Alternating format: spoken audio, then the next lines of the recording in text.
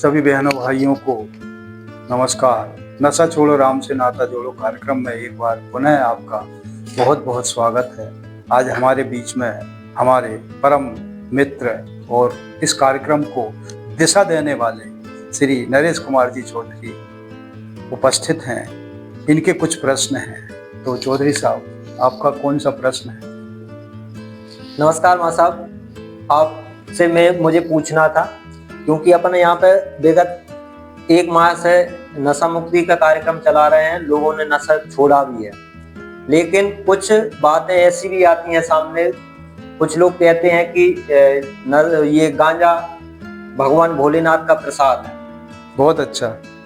और कुछ कहते हैं लगाओ दम मिट जाएंगे गम। ऐसे भी सुनने को आया मुझे। तो आप ये बताएं कि ये भोलेनाथ का ये क्या है, प्रसाद है या नहीं है प्रसाद? बहुत अच्छा प्रश्न है आपका। वास्तव में शंकर भोले या भोले भगवान इन्होंने कभी गांजा नहीं पिया और ना कभी इन्होंने नशा किया। इसके पीछे की कहानी ये है, पुराणों में ये लिखा हुआ है कि समुद्र मंथन से जो हलाहल जहर निकला, उस हलाहल जहर ने पूरी धरती पर त्राही त्राही मचा दी और जीवों का जीवन संकट में पड़ गया। इसलिए देवता लोग दौड़े दौड़े शंकर जी के पास गए और उन्होंने कहा कि महाराज आप कुछ कीजिए, नहीं तो दुनिया समाप्त हो जाएगी। तो शंकर भगवान ने सबकी भलाई के लिए उस हलाहल जहर को पी लिया। और जब जहर को उन्होंने पिया तो उन्हें ध्यान आया कि मेरे आराध्य देव श्री राम मेरे हृदय में बैठे हैं। अब उन्हें लगा कि यार ये जहर भगवान को लगेगा, तो उन्होंने उस जहर को गले में सुखा दिया और नीलकंठ कहलाए।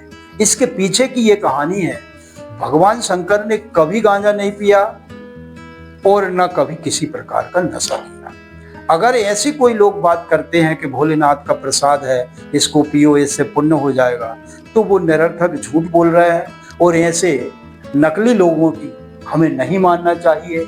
और गांजा आम नशा के जैसे ही है, उतना ही खतरनाक है और गांजा तो लोगों को पागल कर देता है जी। इसलिए आपसे अनुरोध है कि आप सबको समझाएं कि गांजा बहुत खराब है और भोलेनाथ का प्रसाद नहीं है, इसलिए इसको छोड़ने में ही भलाई है। जय राम जी। जय राम जी।